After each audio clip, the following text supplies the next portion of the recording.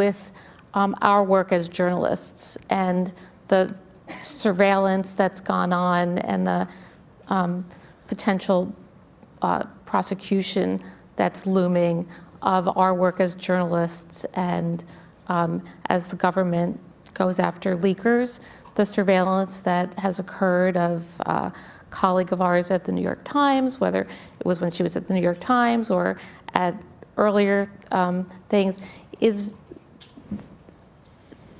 how do you, in the robust defense of the First Amendment, how do you think about how the government should deal with surveillance of subpoenas for other information seeking of journalists' work? And I know you had also, Suzanne, had some interest in the question of Ali Watkins. Okay. Well, I'll say two things about that just to preface this. One, ongoing criminal cases not on my side of the house in terms of what I manage, and two, obviously can't talk about any pending prosecution.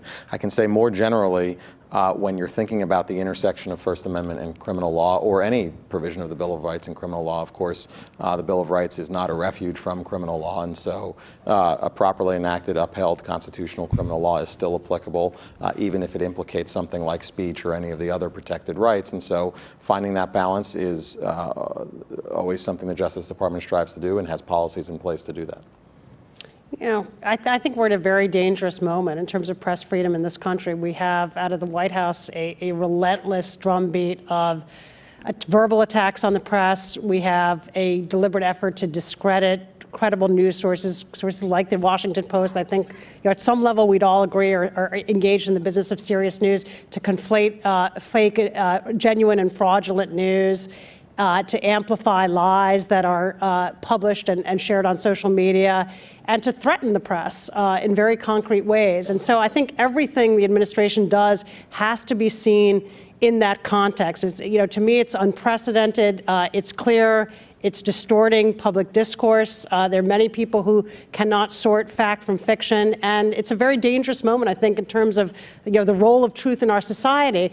In that context, we now have this case with this very far-reaching examination of a journalist's personal, the metadata of her personal communications going back to her time as an undergraduate, and that's got to have a chilling effect. We all know that it includes encrypted communications, we think. So how can any journalist now go about their work, not worrying about the possibility that, they too, if they're in contact with sensitive sources, may be, unbeknownst to them, the subject of a similar kind of investigation where their metadata and communications are being seized and examined. So I think it's very worrying. I mean, it's a complicated case. It's not a clean case by any means, and I think that the news organizations are responding appropriately in light of that. But I think as citizens who depend on media outlets for our information and our ability to play our role as citizens, I think this is worrying. And I think that's another place, too, where I think people don't appreciate the First Amendment as much as they used to. Marty Barron quoted James Madison, so I'll quote Thomas Jefferson, who once said, if I had to choose between government without a free press or free press without a government, I would not hesitate to choose the latter. So I think you undermine the media by calling it all fake news and getting people not to pay attention to journalistic standards and where people are in fact checking the truth. I think it's not just about the First Amendment. I think it's about whether or not we're going to have an effective democracy.